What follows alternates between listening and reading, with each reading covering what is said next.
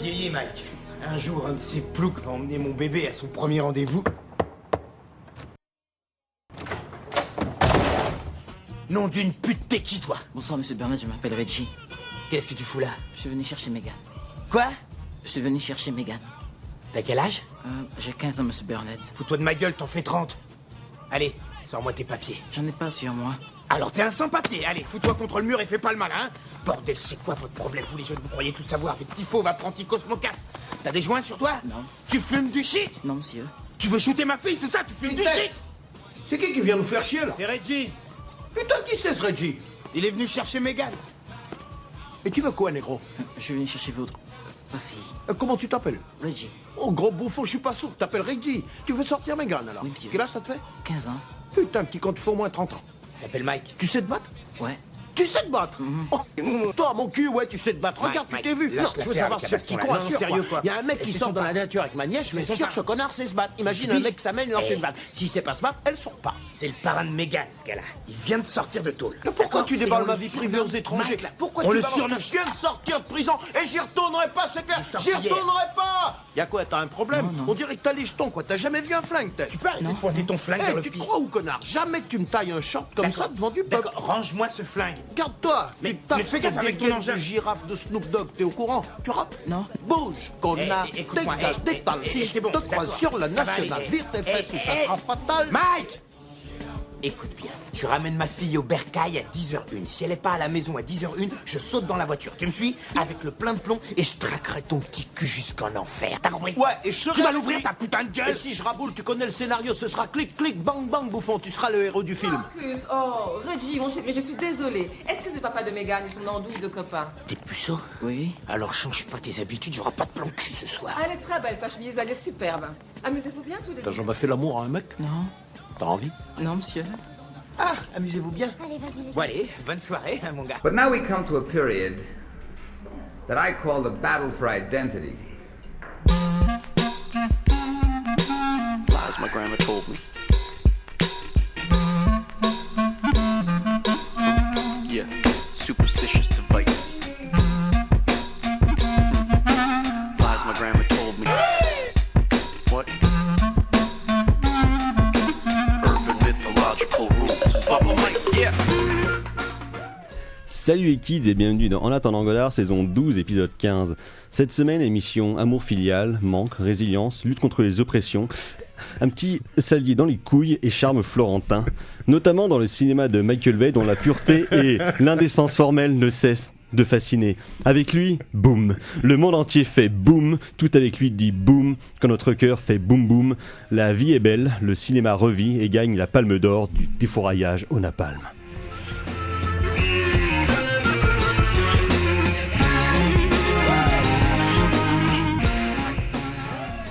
Et oui, vous êtes bien dans En attendant Godard, l'émission de cinéma quelle est mieux que les autres. Et donc, vous aurez compris, ce soir, nous parlerons largement du nouveau film du badaboomer en chef Michael Bay, qui nous revient avec son merveilleux Six Underground, qui est disponible depuis vendredi dernier sur Netflix.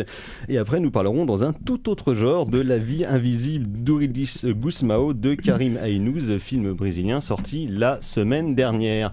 Et pour parler de ce jeu programme autour de cette table, il y a bien évidemment les plus grands esthètes du cinéma du Grand Ouest. Il y a avec nous le docteur Erwan. Bonsoir docteur. Bonsoir. Il y a carrément Fleuret. Bonsoir Thibaut. Salut Thomas, salut à tous. Maîtresse Carla va nous rejoindre dans quelques instants. Elle est légèrement à la bourre. Elle a pris la place du doc une fois de plus cette semaine. Ce sont des choses qui On arrivent. échange, on fait garde alternée. Voilà, une semaine sur deux et la moitié des vacances scolaires.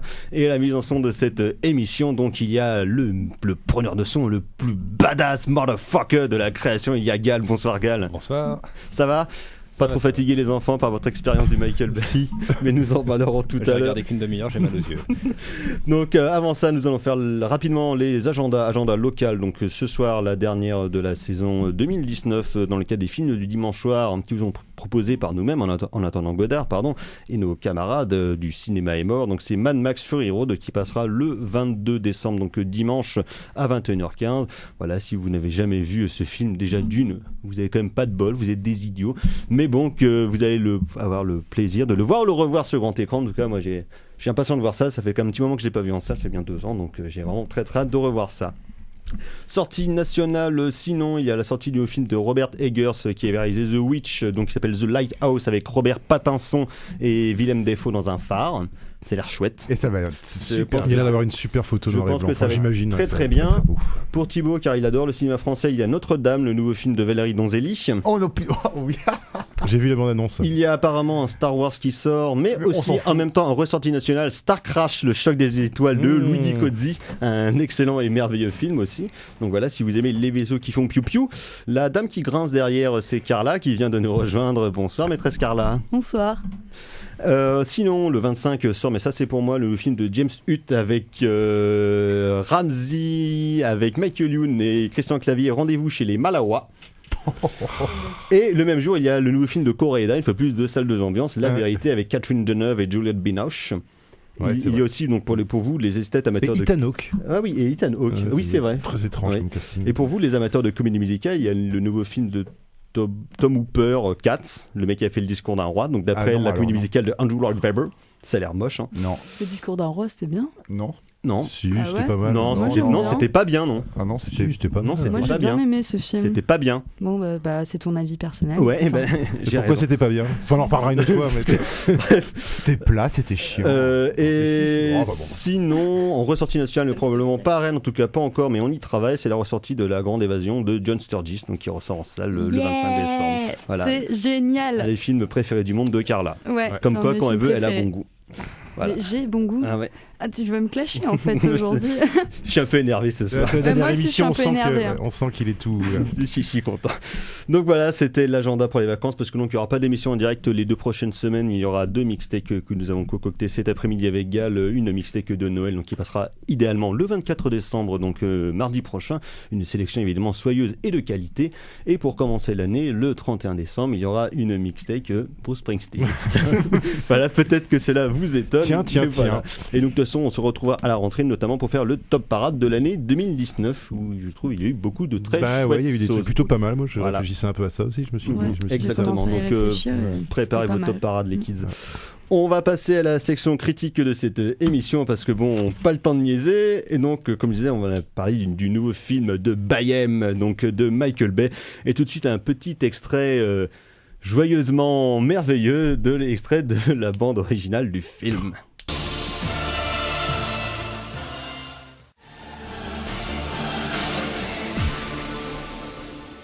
Vous êtes toujours dans En attendant Godard sur Syllab, et c'était Spiritual Project avec O Fortuna.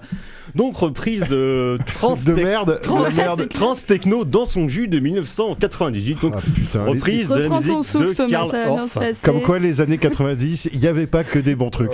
Non, il faut bien le dire, il y avait quand même aussi un peu de la merde. C'était ça aussi à l'époque où Erwan avait donc 19 ans. Vous voyez un peu dans quel univers musical il a grandi. Pauvre type. J'ai pas du tout grandi dans cet univers musical-là. Si explique cela. C'est pour ça qu'à ton âge vénérable, tu vas encore au trans musical pour espérer retrouver la folie de ta jeunesse. Mais les gens vont m'imaginer en chemise à jabot en train de danser dans des boîtes de nuit en province. Quelle horreur. Moi qui suis un snob, voyons. Voilà. À propos de snobisme.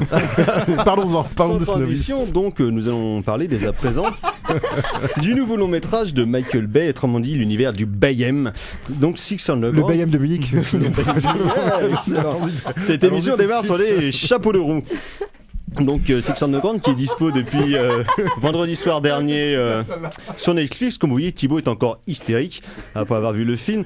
Et donc je vais revenir quand même rapidement sur la relation que En attendant Godard a avec Michael Bay, parce que c'est une relation très compliquée entre les différents membres de cette émission, parce que le cinéma de Michael Bay a pour cette particularité qu'en général on l'aime ou on le déteste à peu près exactement pour les mêmes raisons. C'est-à-dire que Michael Bay s'est fait connaître donc via les Bad Boys, les Transformers, Armageddon et tutti quanti. Donc Pearl Harbor. Donc c'est-à-dire que est-ce que c'était un cinéaste vulgaire? Oui. Est-ce que ses films sont bêtes? Oui. Est-ce que ses films sont ultra violents? Oui. Est-ce qu'ils sont décérébrés? Oui. Est-ce qu'il y a des points de mise en scène absolument incroyables? Oui. Ça, tout le monde s'accorde à le dire, peu importe en général qu'on soit pour ou contre. Et donc effectivement, il stigmatise vraiment la haine ou l'amour pour à peu près les mêmes raisons. Et Michael Bay, quand même, ça revient assez ponctuellement dans son cinéma, à des velléités, en tout cas d'une volonté d'être respectable, en tout cas reconnu par ses pairs, par la critique, ou bien sans aller jusqu'à l'Académie, non pas jusque-là. Mais c'est pour ça que, par exemple, un film comme Pearl Harbor, en 2001, était vu pour lui, par exemple, comme un film qui serait respectable, parce qu'un grand sujet historique, des grandes stars, des machins comme ça. Un grand sujet historique. Non, mais oui, si. L'attaque de Pearl Harbor, tout ça, a priori. Non, mais arrêtons, quoi. Une relecture complètement éhontée de l'histoire. Mais le truc était voulu comme ça, justement, Vous allez tuer Thibaut, arrêtez. Après ces gros films badaboum de catastrophe. Sauf que le film était un échec. Michael Bay s'est pas du tout entendu sur le projet avec les pontes de Disney, tout ça. Donc, de toute façon, c'est pas pour moi. Et donc, c'est là qu'il a décidé de faire son film le plus outrancier, qui est Bad Boys 2.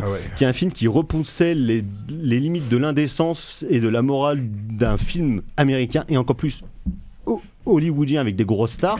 Et puis après, des grosses stars. Avec des grosses stars. Ah ouais, je parle pas de Martin Lawrence qui avait déjà une légère surcharge pondérale à l'époque. Et donc après, au fur et à mesure, il a tenté différentes choses dans le domaine de la science-fiction, notamment avec les Transformers, qui était le premier qui était produit par Spielberg. Et dès le deuxième, il s'est dit que finalement tout ça, raconter une histoire, c'est pas trop son truc. J'en ai rien à branler. Je vais faire le blockbuster le plus outrancier de toute ma carrière. Ce qui lui donnait l'incroyable Transformers 2, qui en termes narratifs était pour le moins relâché. Je me souviens de John Turturro sous des couilles de robots. Sous les couilles du dévastateur, effectivement. Il était sous le scrotum de l'ennemi, scène absolument merveilleuse, qui est un peu le parangon de son cinéma, et qui est, moi, une des raisons pour laquelle j'aime son cinéma d'amour depuis le début, justement pour cette vulgarité outrancière et ce je m'en foutisme et ce balécouillage total. Et après ce final, donc Transformers 2, qui était en 2009, Michael Bay, on va dire, a mis un peu d'eau dans son vin, justement, en tentant peut-être de s'infléchir à des standards hollywoodiens plus actuels, ou en tout cas en essayant, je sais que ça va encore vous faire rire, mon cher docteur, mais justement en tentant pour le coup d'avoir dans ces films des personnages et une réelle narration, ce qui en général n'est pas trop le truc qui l'intéressait. Ce qui n'est pas le cas du film dont on va parler aujourd'hui. Mine de rien, c'est vrai que par exemple dans les Transformers, il essayait plus ou moins de développer des personnages dont il n'avait rien à branler de toute façon parce que ça se voyait, mais il avait quand même ce genre de velléité là, y compris dans son film Pain and Gain en 2013, qui était un peu justement le Michael Bay pour les nuls, que moi j'aime assez, mais qui effectivement est un peu surligné sur tous les caractères des traits de films de Michael Bay qu'en fait on voyait déjà, mais pas de manière aussi éclatante et surtout pas dite. Et il y avait aussi son film de guerre en 2017, 13 Hours, dont on avait parlé ici avec Yoran, qu'on avait vachement aimé, qui est un film de guerre en Libye après la chute de Kadhafi.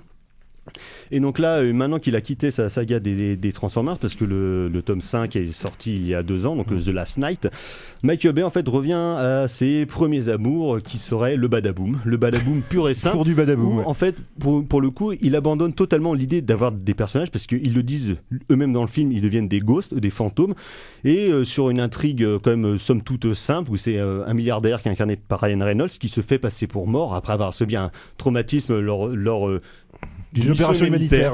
D'une opération militaire dans un pays qui s'appelle le Turgestan. Non, le Turgestan. Le Turgestan. Je continuerai à l'appeler comme ça pendant tout. Laissez-moi finir, s'il vous plaît. Et qui donc décide d'engager d'autres gars, un tueur à gages de la mafia, une ancienne agent de la CIA, une doctoresse, tout ça, qui vont aussi se faire passer pour mort. Justement, ils vont être les Six Underground, qui vont aller justement combattre le crime, dont leur première target est le dictateur du Turgestan, justement, qui veulent virer pour mettre à sa place son frère qui, lui, est plutôt pro-démocratie. Donc, pitch, somme toute banal, voire assez simple, que Michael Bay va dérouler d'une manière absolument merveilleuse, justement en retrouvant ses premières amours, c'est-à-dire une vulgarité incroyablement belle, exposée à l'écran, et qui va faire, je trouve, exploser au sens propre et au sens figuré, dans une mise en scène qu'il arrive toujours à réinventer de son propre cinéma, en convoquant diverses influences, notamment, je pense, j'ai beaucoup pensé dans le film à Tony Scott, par exemple, qui est un cinéaste auquel on l'a beaucoup comparé à ses débuts, parce qu'ils viennent à peu près de la même école de la pub. Ils ont œuvré dans le même film de semi-propagande ultra vulgaire pour l'armée, des gros spots. Il a fait beaucoup de pubs. C'est encore Michael qui fait toutes les pubs quasiment pour Victoria's Secret, et les mannequins tournent dans ses films en général d'ailleurs. D'ailleurs, c'est pour ça que tu as aussi autant de placements de produits pour Victoria's Secret. À peine. Et d'autres marques. À peine. Oh là là, mon Dieu, les mais placements de produits. Là, pour le film. coup, il expose s'en foutant. Et je trouve qu'en allant tourner avec Netflix, un mec aussi un tel pouvoir à Hollywood maintenant pour faire ses films, se retrouve lui aussi sur Netflix, a signé la production la plus chère de la plateforme, parce que ça coûte 150 millions de dollars, ce qui je trouve tout à fait respectable par ailleurs par rapport aux 300-400 millions de dollars qui sont balancés par Marvel dans chacune de ses films, et qui sont à aucun moment capable d'arriver à la facture technique d'un film de Michael Bay, ce que je trouve assez aberrant, ce qui aussi en dit beaucoup sur l'état actuel des productions américaines. Et là, donc, comme je le disais, il se débarrasse des persos, de l'intrigue, pour revenir au cœur même de son cinéma, mais avec je trouve, une réelle mise en scène dans l'action et dans l'iconisation de ces personnages que moi j'avais un peu perdu avec ces derniers films, et là vraiment ça m'a rappelé pourquoi je suis tombé quasiment amoureux de son cinéma il y a plus de 15 ans, quoi, parce que je retrouve cette même folie de mise en scène, cette même intérêt pour l'image pure, en se débarrassant des personnages, en se débarrassant des intrigues dont on n'a rien à foutre, en se débarrassant presque des dialogues où ça ne fonctionne plus que par punchlines qui sont repris d'autres films ou bien par des chansons, et je trouve ça que ça donne 2 heures de film qui sont fatigantes, qui sont exténuantes. J'en suis ressorti rincé à ma première vision, parce que pour l'instant je l'ai vu 3 fois et demi à peu près, mais à chaque vision je retrouve des choses dedans, je retrouve des choses en termes de pure folie visuelle et de puissance cinétique que j'ai vu dans aucun film depuis quand même au moins 3-4 ans, quoi. Je trouve ça incroyable ce qu'il arrive encore à faire avec le filmage de l'action, avec son sens, on va dire, aléatoire de la géographie, pour le moins. Et de l'espace, quoi. Et de l'espace, mais où moi, justement, je retrouve les choses que j'aimais déjà dans son cinéma, qui viennent à la fois du cinéma Tony Scott, et dans une certaine mesure, dans celui de Choi Ark. Je sais que ça va peut-être vous faire hurler ou d'Eisenstein, Docteur, mais voilà, justement, il y a un truc comme ça. C'est un cinéaste du montage. Voilà. Hein, je sais qu'on en a parlé plusieurs fois avec Thibaut déjà, justement, sur ce côté de montage presque des attractions, mais moi j'avais dit que c'est un genre de montage qui est un peu différent, c'est le montage attraction et répulsion en même temps, c'est-à-dire qu'on est fasciné par l'image que présente Michael Bay, et tout de suite il y a un truc qui nous retire parce que c'est beaucoup trop vulgaire, c'est beaucoup trop violent, c'est beaucoup trop excessif en fait pour avoir autant d'informations en si peu de temps et se faire un montage aussi syncopé que, pour le coup, certes le film est très découpé, mais je le trouve pourtant assez lisible, étonnamment. Après donc pour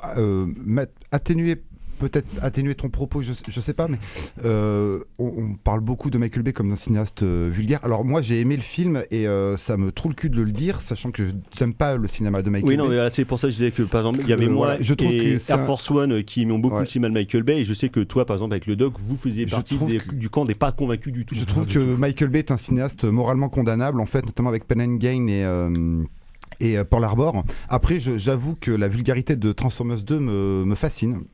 C'est un film qui est complètement débile, mais ça reste fascinant.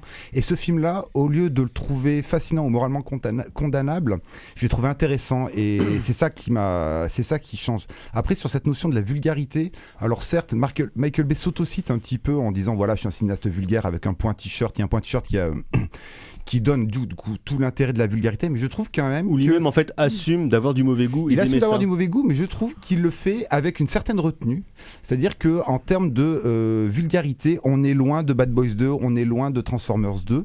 On reste sur quelque chose de convenu, d'une espèce de vision du monde. Mais qui n'est plus trop convenu en termes visuels par rapport à la moyenne des blockbusters hollywoodiens, c'est-à-dire qu'il est quand même ultra violent, ils vont un petit beauf. Quand on parle de vulgarité, c'est vrai qu'on peut mettre tout et n'importe quoi derrière le terme de vulgarité, mais si on peut parler de vulgarité, on va dire commerciale avec les placements de produits. Là, il y a des plans de placement de produits, mais on a l'habitude. Ils sont même pas cachés, quoi. C'est même pas caché, honteux, mais quoi. par rapport à Chevrolet, ce qu'ils faisaient avec Chevrolet, donc là c'est Alfa Romeo, ce qu'ils faisaient avec Chevrolet dans les Transformers, là finalement il y a un plan qui se balade. Lamborghini. Pourquoi pas. Sa relation au filmage du corps féminin évolue notamment. On n'est plus dans cette espèce de contre-plongée où on filmait en fait la femme, du moins le corps féminin, comme un corps, comme de la viande, faut être honnête.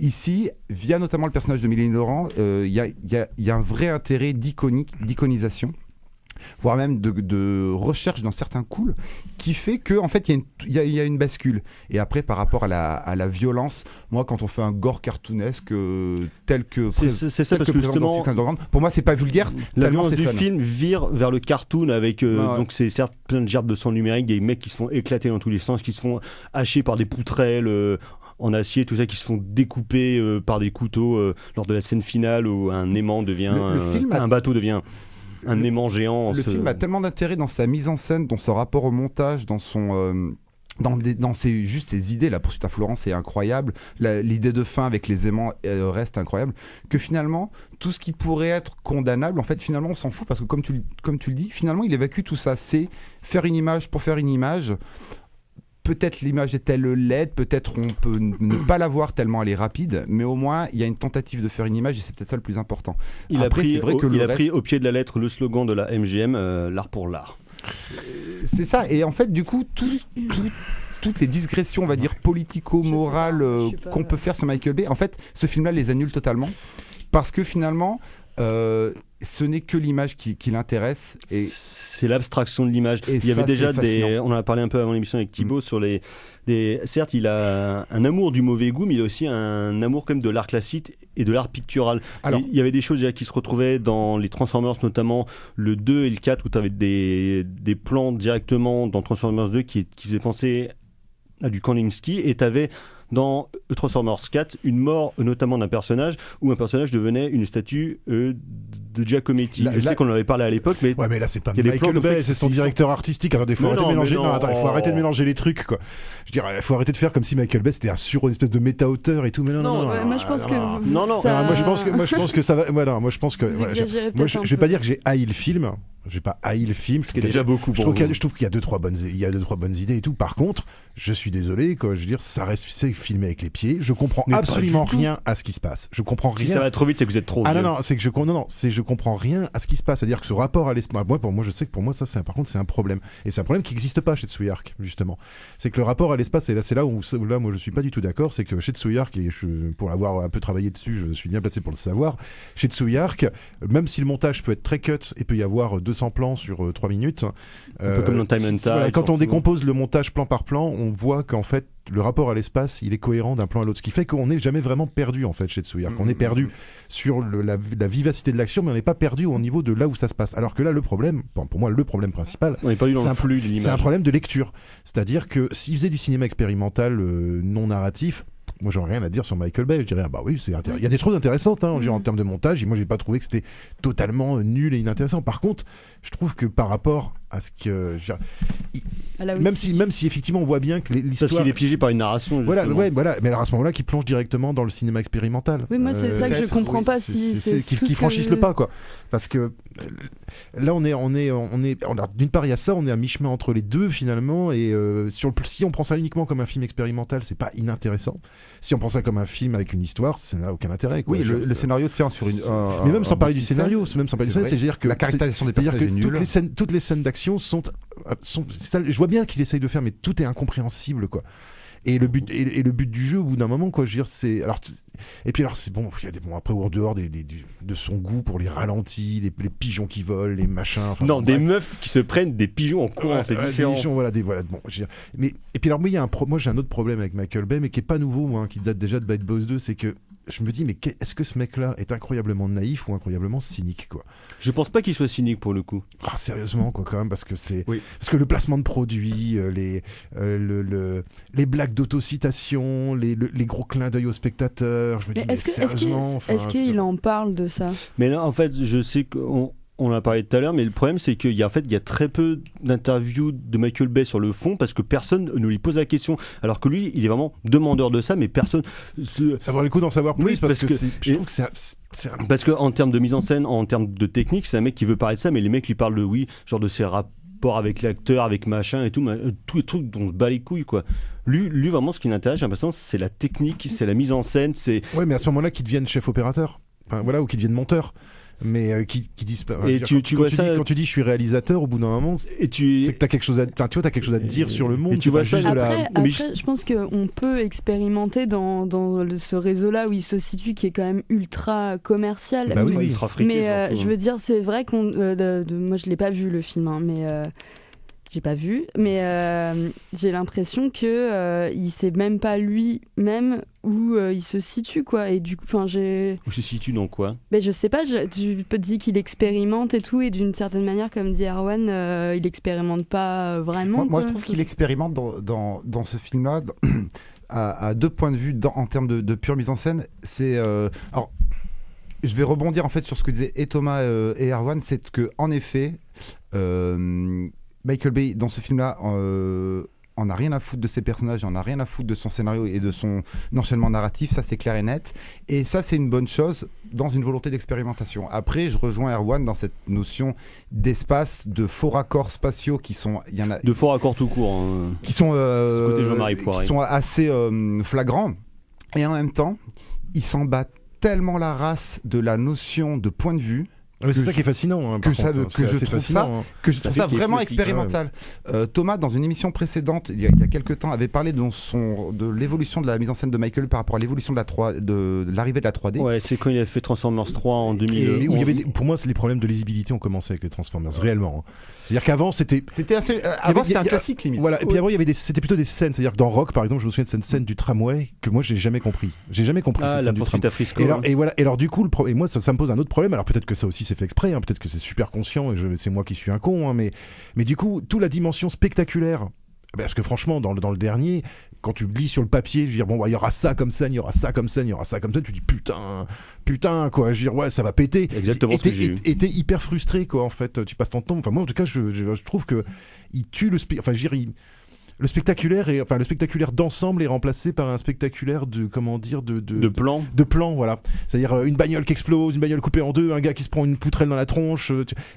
Mais le problème, c'est que toutes ces choses-là, finalement, ne raccordent pas les unes avec les autres. C'est-à-dire que je pourrais les extraire et les placer dans un sens différent, que ça changerait pas. Enfin, j'ai l'impression que ça changerait pas grand-chose, en fait. C'est intéressant quand tu vois comment il bosse son montage, parce que depuis les Transformers, au moins depuis le 3, il bosse avec 5 monteurs différents sur chaque film. Et tu vois justement dans les making-of des Transformers, tu vois qu'il passe d'une salle de montage à l'autre, où en fait, chaque monteur bosse sur les portions de films différentes avec les heures de rush qu'il a, où en plus, apparemment, il a un rendement par jour de tournage de plan qui est absolument ahurissant. Il tourne hyper vite, il reste toujours dans ses budgets, ce qui est comme incroyable pour des productions de cette ampleur.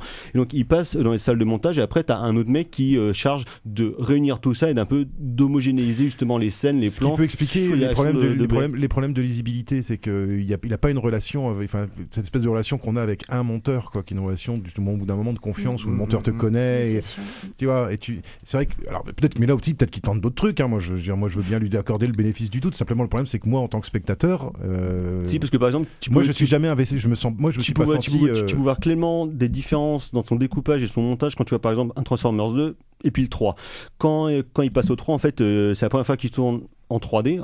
En vraie caméra 3D avec celle de Cameron, tout ça. Et avant, toute sa mise en scène était basée sur des aplats avec des très très longues focales, un peu comme Tony Scott justement, ou bien comme Ridley. En passant à la 3D, il a dû changer tout son système de mise en scène, donc faire des plans beaucoup plus longs, des bancs beaucoup plus posés et beaucoup plus opératiques. Justement, et parce que justement pour donner de la profondeur à son image, c'est carrément le cas dans le 3. Et ce qui moi m'avait un peu déçu à l'époque, parce que du coup il devenait un peu presque plus posé justement, et moi j'aimais bien son côté hystérique qu'il y avait dans son cinéma. Voilà, et là je trouve que justement il arrive à remêler les deux. Il y a à la fois plein de trucs qui sont hyper aplatis dans l'image, et il continue à travailler sur l'espace, sur la profondeur, mais effectivement dans un montage qui est ultra cut et ultra short. Là c'est vrai qu'il fait un petit peu les deux. Après on n'est pas dans une logique d'élégance à la George Miller dans Fury Road par exemple. Alors ça rejoint le principe. Fury Road c'est un très bon contre-exemple, parce que Fury Road, les scènes qui est pourtant un film qui est hyper monté, hyper cut et tout, mais qui est un film qui est en termes d'espace, et c'est ça justement la clé du truc, c'est que quand tu fais du cinéma d'action et tu regardes chez McTiernan, tu regardes chez Cameron, c'est toujours pareil, c'est-à-dire que l'espace dans lequel tu fais se dérouler ta scène d'action, un exemple tout con, la scène de la boîte de nuit dans le premier Terminator. C'est une scène qui est hyper lisible, tu sais exactement où sont les gens. Mais c'est parce qu'il a posé l'espace avant. Mais exactement. Et là, le problème, c'est que, alors, mais peut-être que c'est fait exprès, mais si c'est fait exprès, moi, on peut pas me demander de m'investir dans un truc où je ne comprends pas ce que je regarde. C'est ce que je disais tout à l'heure. Moi, ça me donne énormément de sensations quand je le vois. Alors que moi, j'ai l'impression d'être à la fête foraine. Oui, moi, je peux pas, j'arrive pas du tout. J'ai l'impression d'être à la fête foraine. J'accroche pas, et comme tu dis, la narration. Ok, je vois les effets visuels, mais en fait, on voit que ça. Et ils sont au service de rien, quoi. C'est ça le problème. Voilà, c'est ça. C'est exactement ça. Au service de quoi? C'est peut-être un cinéma qui est complètement vain, en effet, mais ce rapport à faire, voilà, là il change les focales. C'est bien qu'il y ait une place pour ça. Il change les gros plans d'ensemble. Et il a aussi une capacité. Ça, c'est le deuxième point que je voulais dire sur la mise en scène, du moins dans ce film-là. Il y a une capacité en fait à. Alors, ça rejoint la question, est-ce qu'il est cynique ou est-ce qu'il est naïf? Il y a une capacité à filmer le beau, en fait, les accroches de plans. Alors déjà, il filme le fait de filmer à Florence, qui est peut-être l'une des plus belles villes du monde. et d'essayer de la détruire reste quand même une prouesse, du moins une superbe idée. Et il aime bien casser les beaux trucs, Michou. Et en même temps, il y a des accroches de plans où il va partir d'une œuvre d'art et après il va se lancer dans sa poursuite, déstructurer cette poursuite pour en faire une image pour une image. Et du coup, il y a toujours cette accroche de plan, moi, qui me reste en tête, en fait, sur ce tel tableau ou sur telle peinture. Oui, sculpture notamment beaucoup. Et sculpture, et ça me questionne, parce que je me dis, Michael Bay ça peut pas être un tel blaireau. Je dis pas que c'est un blaireau, je dis pas que c'est un blaireau. Pour ne pas penser à ça, à me dire, voilà, je fais ça, je fais ce plan-là, et ensuite, je vais faire mon truc.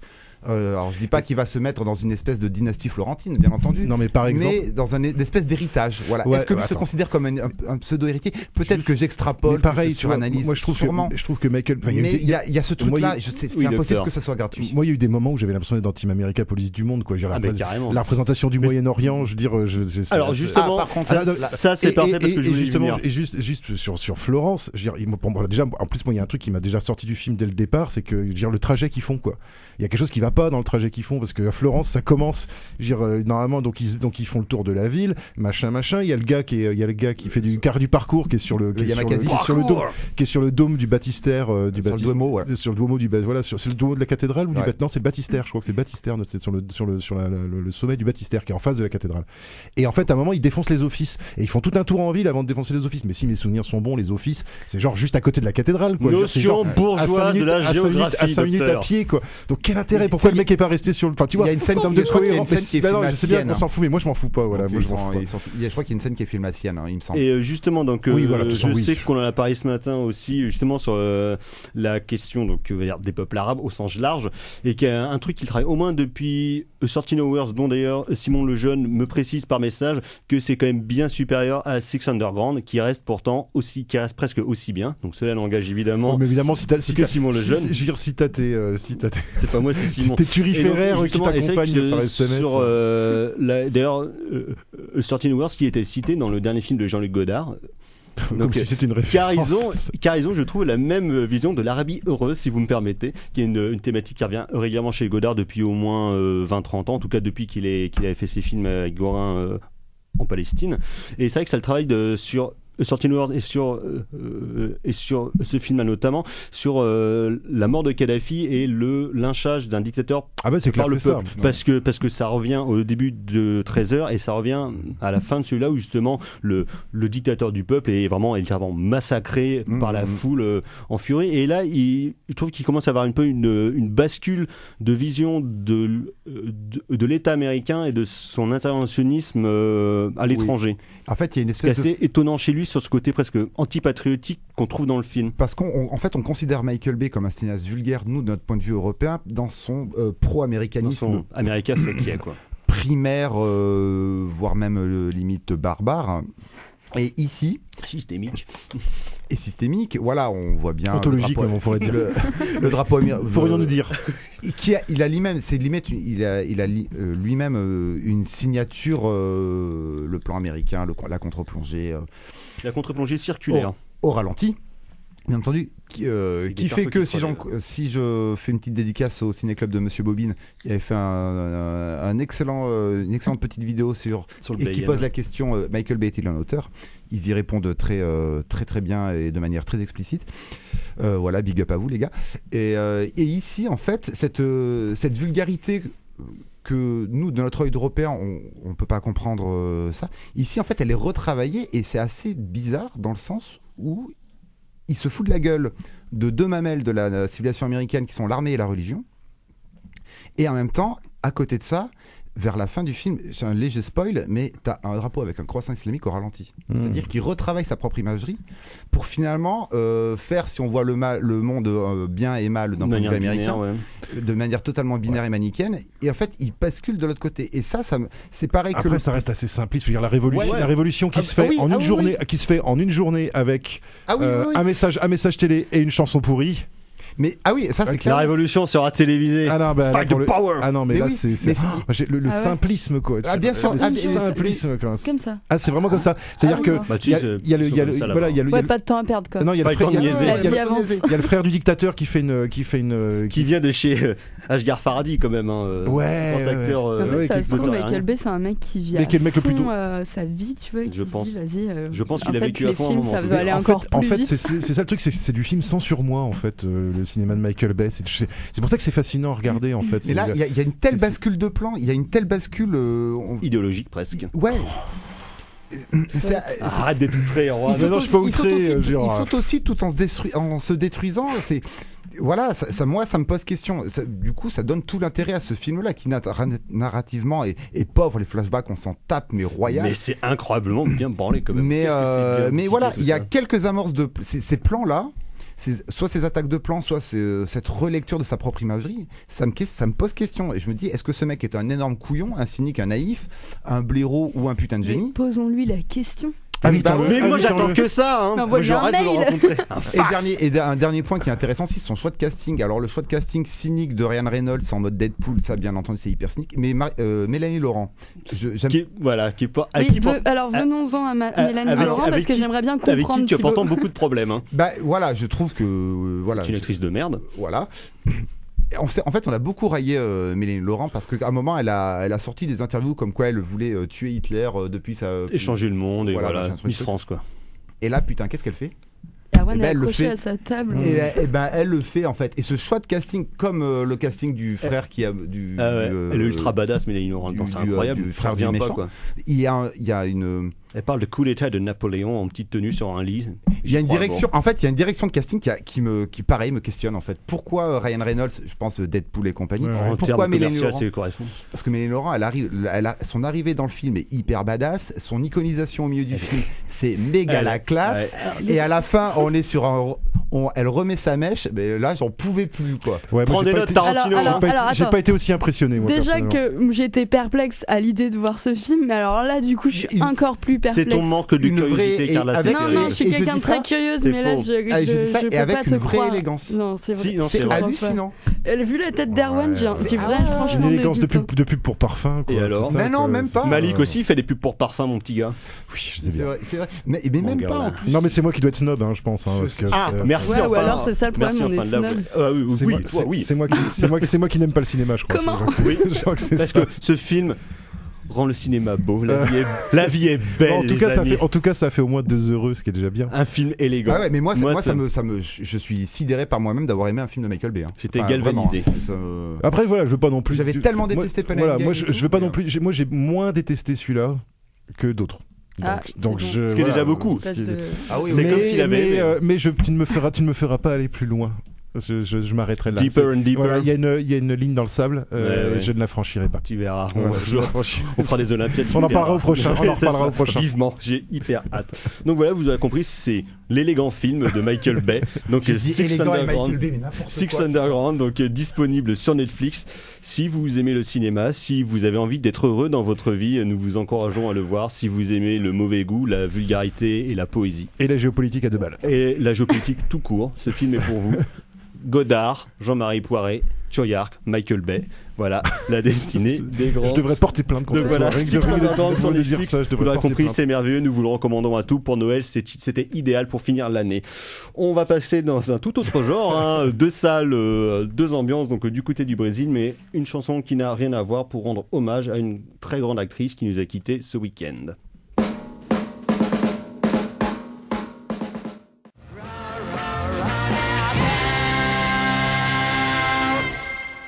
Vous êtes toujours dans En attendant Godard sur Syllab et c'était Anna Karina avec Roller Girl. Donc Anna Karina qui nous a quitté ce week-end et qui était merveilleusement repris dans le studio par Carla parce qu'on parle de mes karaokés, mais bon, il y en a d'autres Ouais. qui font pas mieux. Donc voilà. Bah ouais, moi, franchement, ça m'a tellement ému. La classe. Genre, j'ai pleuré. Ouais. Parce que Anna Karina, c'est quand même une partie de mon enfance. C'est quand même la classe. Ouais. Il n'y a pas à chier. Mm. À propos de classe, il en va être question dès à présent, donc avec le film de Karim Aïnouz, La vie invisible d'Eurydice Gusmão, film brésilien qui a eu le prix Un certain regard au dernier festival de Cannes et qui est basé sur un livre de Marta Batalla, donc qui est un genre de mélo familial qui se déroule dans les années 50 au Brésil. Où deux sœurs, donc Eurydice et Guida, je crois, c'est ça. Donc Guida rencontre un jeune marin grec, Yorgos, elle part avec lui en Europe, elle se fait mettre en cloque et en fait elle s'en remarque que c'est un goujat. Donc elle revient dans le foyer familial, mais le père est pas content, donc il la gicle en dehors de la maison. Et sa sœur Eurydice n'en saura jamais rien pour elle, elle est toujours partie en Europe. Et donc Eurydice, elle, va subir l'oppression assez intense et massive de la société brésilienne et notamment le poids du patriarcat, où elle, qui veut entrer au conservatoire de piano, finalement sera empêchée par tout, on va dire, les contingences de la vie d'une femme au Brésil dans les années 50. Autant dire que c'est un peu la merde. Et donc de là déroule justement ce très beau et très triste mélo familial, et cette histoire entre deux sœurs qui vivent une relation épistolaire, donc qui a priori seront à distance alors qu'en fait finalement elles habitent presque à 10 km l'une de l'autre. Et je sais que Carla t'en avait parlé rapidement en coup de cœur la semaine dernière, et c'est un film qui vous a bouleversé comme certains sont bouleversés par un film de Michael Bay. Oui, ça n'a rien à voir, mais oui. Non, deux salles, deux ambiances. C'est exactement ça. Pour le coup, oui. Oui, je suis très contente qu'on en reparle aujourd'hui parce que c'est vraiment un film que j'ai beaucoup aimé à plusieurs niveaux, comme je disais la semaine dernière, que ce soit la photographie que j'ai trouvée magnifique et aussi le grain de l'image, mais aussi une certaine mélancolie qui est présente dans tout le film et qui m'a fait penser à un film que j'aime beaucoup aussi qui s'appelle La double vie de Véronique de Kieslowski. Et où pour le coup c'est différent, c'est deux personnes qui existent en même temps mais elles ne savent pas qu'elles ont un double. En tout cas Véronique ne sait pas qu'elle a un double, tandis que là c'est à l'envers, ces deux sœurs ne forment qu'un et finalement elles sont séparées, et je trouvais ça assez beau la manière dont il met en scène ce couple en fait. Ça serait presque comme des jumelles justement. C'est comme des jumelles siamoises qui auraient été séparées en fait, c'est un peu ça je pense le thème du film, et toute cette relation à distance dans des voix off et dans des contemplations aussi, beaucoup de contemplations dans les plans de l'absence. En fait c'est un film qui parle de ça et de la nécessité d'avoir une âme sœur en fait, laquelle continuer à vivre et à laquelle aussi on se raccroche pour pouvoir vivre et pour pouvoir faire face à cette société patriarcale absolument abominable. Ah bah c'est le royaume des mufles. Hein. Une âme sœur justement et aussi tous les hommes. Toute cette histoire qui repose sur la mainmise du mensonge et du père qui s'octroie le droit de séparer ces deux femmes. Enfin, pour des raisons morales en plus. Oui, et qui d'ailleurs ne regarde que lui. Et pour des raisons de principe de société. Quoi. C'est ça, parce qu'il ne supporte pas que sa fille revienne enceinte. Mais Puis le choix des années 50 est intéressant parce que du coup, les deux filles, elles sont justement d'une génération où il commence à y avoir un désir d'émancipation très très fort. Donc elle, la Guida, la petite sœur, elle, c'est plutôt l'émancipation, on va dire, sexuelle, mais alors que l'autre, c'est l'émancipation par l'art, en fait, par le piano. Et toutes les deux sont contrariées en fait dans leur émancipation. Alors elle, Guida, parce que les mecs sont horribles. Enfin les gars avec qui elle sort sont des pauvres types. Et Eurydice parce que il y a des scènes de sexe qui sont un peu qui sont difficiles, pas parce qu'elles sont crues, mais qui sont difficiles parce que t'es vraiment sur le point de vue des femmes. Et c'est pas bien glorieux. C'est pas bien glorieux pour ces messieurs quoi. Je dirais la scène de défloration après le mariage. Ah c'est terrible. Dans la douche. Elle a un regard qui est mais moi je trouve les actrices bouleversantes parce que elles incarnent deux personnages complètement différents au final, mais qui finalement sont complètement ont des personnalités opposées mais qui ensemble dans le film sont complémentaires. Et c'est vrai que les actrices portent ça c'est sublime quoi, comment est-ce qu'elles jouent, et c'est vrai que c'est terrible quand elle se fait violer par son mari. Parce que c'est un viol. Ça c'est un viol conjugal. Hein. Il y a pas une relation. Je pense qu'il y a quasiment pas une relation sexuelle dans le film qui soit une relation réellement consentie par les femmes. Ouais, je pense pas. Et en fait le truc, il y a aussi ça que moi j'ai trouvé très très beau. Moi j'aime bien ça en fait au cinéma quand on a des actrices que moi je les ai trouvées très très belles ces deux actrices. Alors qu'il y a des tas de moments où elles sont pas dans des situations très glamour. Il y a des tas de moments où elles sont, Elles sont pas à leur avantage. non, elles sont pas à leur avantage. Et pourtant, et franchement, notamment, elles ont des sourires qui sont absolument, qui illuminent les plans. Enfin, Puis, j'ai beaucoup aimé très grande douceur en plus dans la manière dont elles sont filmées. Le traitement des temporalités, de se dire elles sont au même endroit en même temps et à aucun moment elles se croisent, même si à un moment donné dans le film elles y sont presque. Ouais, parce que justement il y a des sauts temporels parce que ça commence au début, des grosses ellipses au début des années 50 et ça finit vers la fin où justement on voit le temps qui passe par rapport à leurs enfants respectifs. Oui, mais alors du coup moi j'ai trouvé ça intéressant, le montage du film je l'ai trouvé vraiment très bien par rapport aux réminiscences de la vie à deux, de la vie ensemble et de la vie gay, parce que ces deux sœurs étaient ensemble, mais par exemple j'ai trouvé la fin du film un peu pour le coup qui vient souligner comme ça quand on revient dans le temps présent, donc ça il suggère que tout le film soit une forme de réminiscence ou de flashback. Cette vieille femme du coup Eurydice qui se retrouve, qui a un peu laissé tomber et qui a accepté que sa sœur ait disparu entre guillemets. Et qui la revoit dans sa petite fille, quoi, puisque sa petite fille est interprétée par l'actrice qui joue sa sœur aussi. Ses lettres. Alors moi je pense que le film aurait pu se passer de cette dernière cet épilogue dans le monde moi je pense que c'est bien quand même, parce qu'il y a une espèce de satisfaction quand même. Ça aurait été trop, quelque part, moi j'aurais trouvé ça trop injuste, quoi, que jamais elle ait l'idée que sa sœur était à côté. Oui, parce que c'est ça, sa sœur lui écrit constamment des lettres, et à aucun moment en fait elle va les recevoir parce que en fait elles étaient bloquées par le père, mais également par le mari. Et ça, je trouve que ça c'est terrible, parce que ça veut dire qu'au temps présent, il y a une espèce de coffre-fort et il y a que les hommes de la famille qui ont le code.